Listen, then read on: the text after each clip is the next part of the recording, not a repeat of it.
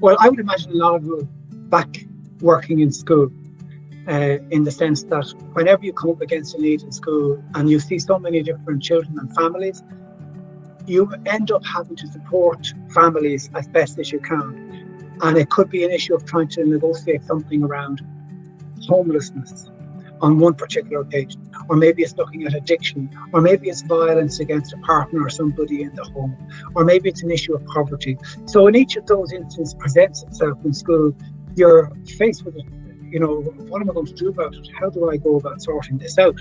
So because I was part of the Vincent de Paul, typically the Vincent de Paul is made up of interested individuals, people who are happy to help others, but it's also a place where people have huge expertise. So I never had to go far. So if I wanted to find out something about, how do I get a barring order for one partner against another if this situation continues, somebody within the Vincent de Paul will say, oh, this is how you do it, this is where you go, or I'll give you a phone number, you can speak to this person, these are the rules of engagement, this is what happens next, and whatever.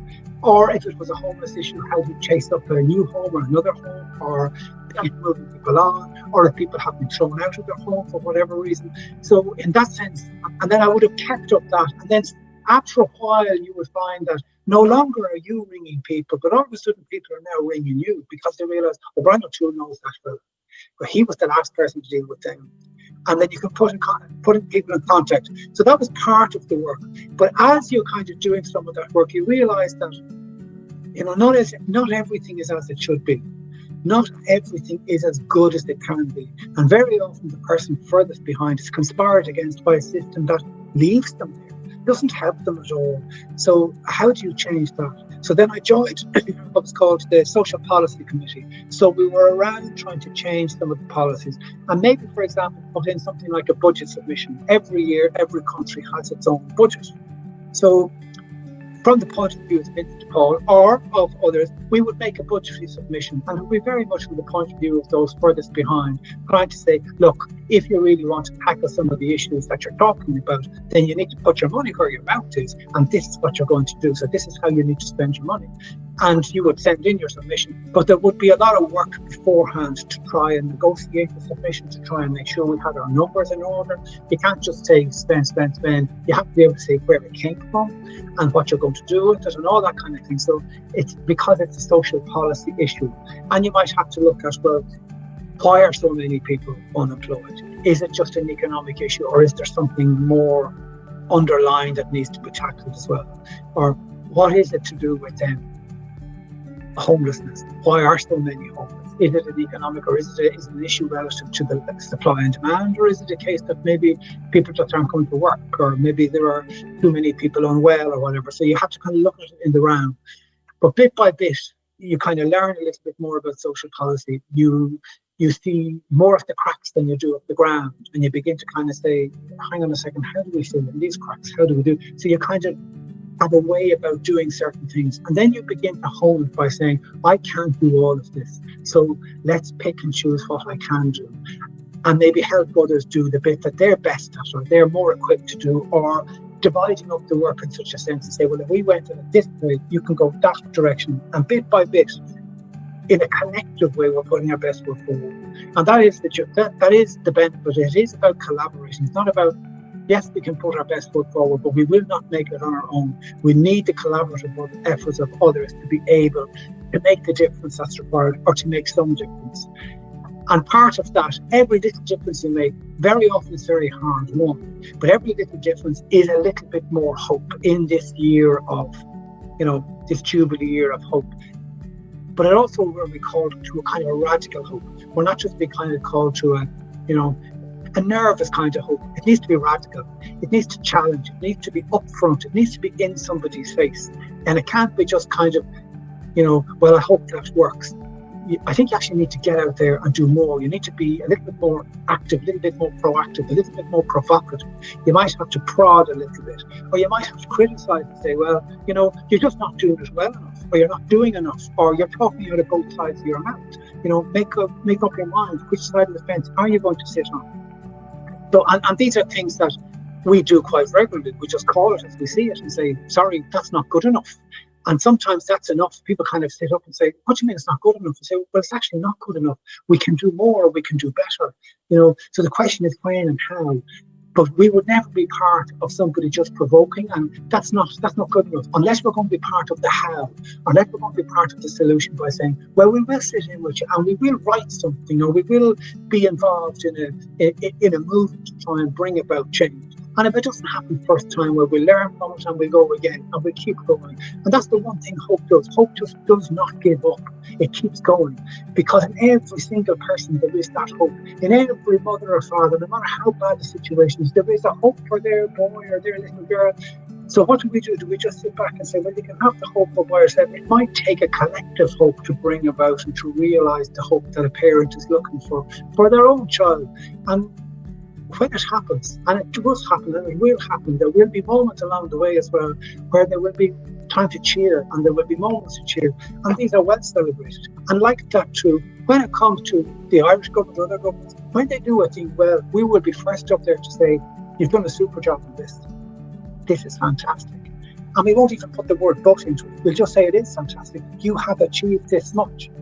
But that doesn't mean that we won't come back to them again about something else, because that's the nature of the game.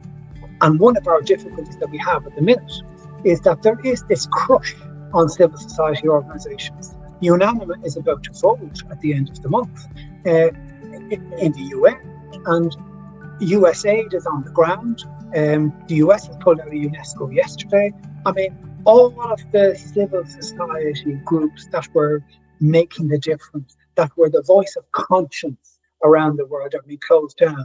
We're looking at he's taking a back seat. The rise of the right wing against the migrant, where there are the most awful things happening, and people are either afraid to speak out, or they just won't speak out. They're afraid of what it will mean for them. Whereas the presentation are saying, no, just call it like it is.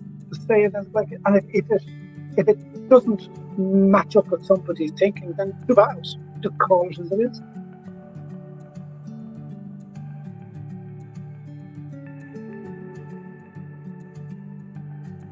Okay, I love gardening, absolutely love it. So I would spend as much time in the garden as I possibly could. That'd be one thing. I do read a lot. I walk, cycle and swim. I walk every day, and then one day I do a little bit of cycling, and another day I do a bit of swimming. It's all very modest. It used to be much, much more. I used to be in all these triathlons and marathons and all these things years ago. But now I just do it just to keep reasonably well. So that's kind of my day. And like I try and fit in. Before I start any day, I go for a walk. And before I go to bed, I go for a walk. It might be only 20 minutes, half an hour, but it's a way of punctuating the day.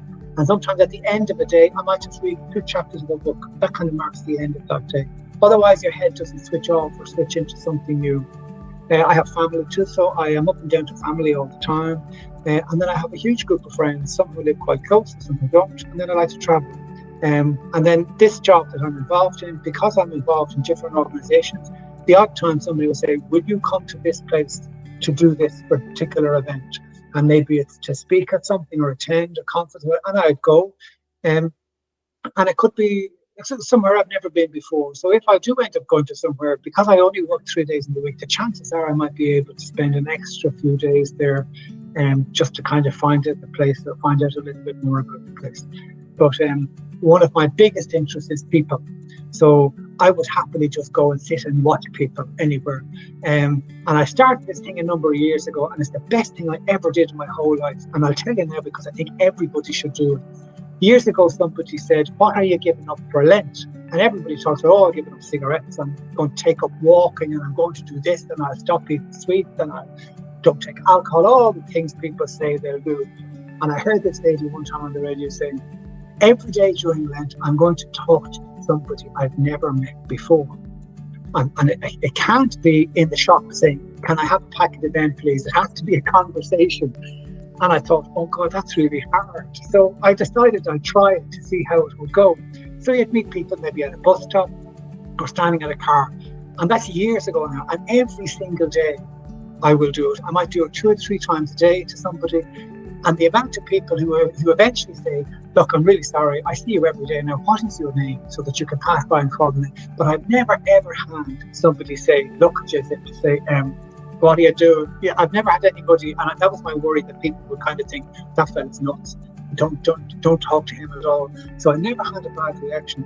But it's something that's been really positive. Just if you're going for a walk, keep your head up rather than looking down all the time, so that you're kind of looking out and you're kind of ready to engage. So that's been one of the most useful things I've ever done in my life. Even to the point where people would stop you and say, I know who you are, such and such over there told me. And you kind of go, all right, okay, well, that's not so bad. So that's one thing I like doing.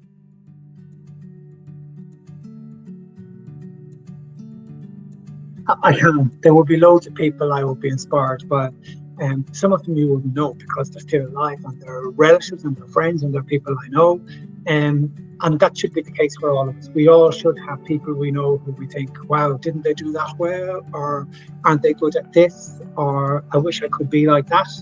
And everybody has met people like that, and they are inspirational. They could be in your family, they could be neighbours, could be friends, could be teachers, could be anybody. And that's a good thing to have. And we should all, I actually think we should be looking out for more of them people. There are lots of them around. And typically I know it's an Irish thing that we don't praise enough, and we should do it a bit more. We should say to people, you did a good job. And I know in Ireland, people they're not good at accepting praise. So when somebody says you did a good job, they kind of, get out, they deflect it. Whereas, and that puts people off giving. So I'm not saying you should be saying that, yeah, I know. You don't have to say, yes, I am fantastic. And you don't have to say that. But at the same time, too, in Ireland, we're not great at praise, even though, and whether it's the case of kind of say, God, your man did a great job. And so I said, well, why don't you just tell him? Why don't you tell us you did a good job? But I suppose in Ireland, there are a number of people who stand out, and we constantly punch above our weight as a small country. We would have had a guy called John Hume who constantly brought two sides together in the Troubles in Ireland, go back in the 70s and 80s. And a lot of Irish people would say, that guy, blessed is the peacemaker. That was his nature, that was his way, that was his mission. And he tried to do it all of the time. But building on that, you would have people like Mary Robinson, who we meet regularly because she's Irish. So we have great access to her. We have Mary McAleese, another former president of Ireland, who is just super powerful. We have Bono, we have Bob Geldof, we have President Michael D. Higgins, and all of these people punch above their weight. They're called out by the UN when something's happened. Bono and Bob Geldof did the Live Aid in 1985. You wouldn't remember that. But he was one of the first people to draw attention to poverty in the world, going back to 1985. But in the year 2000, himself and Bono collectively pretty much got rid of world debt using the G7. But now it's as bad as it ever was. So people in Ireland would regard Bono and Bob Geldof as loudmouths, they would say they're this. But at the same time, people would have this grudging respect for them and say, well, they got a certain amount done and they woke us up to what needs to be changed. There is this empathy in the Irish psyche for the person who is furthest behind. And we think it goes back to famine time. And for that, again, anybody who makes somebody else's life a little bit better, that person deserves respect. And that's the person that we would admire or we would look to. And it might be your neighbour, it might be your friend, it could be anybody. So whilst we have all of these heads of state and musicians and people who are great at what they do, and they go above and beyond their work and their job, and they're well into their retiring age, some of them, but they still do what they have to do, there are lots of other ordinary people. And amongst them, and amongst the best of them, are all of the presentation sisters in our Ireland.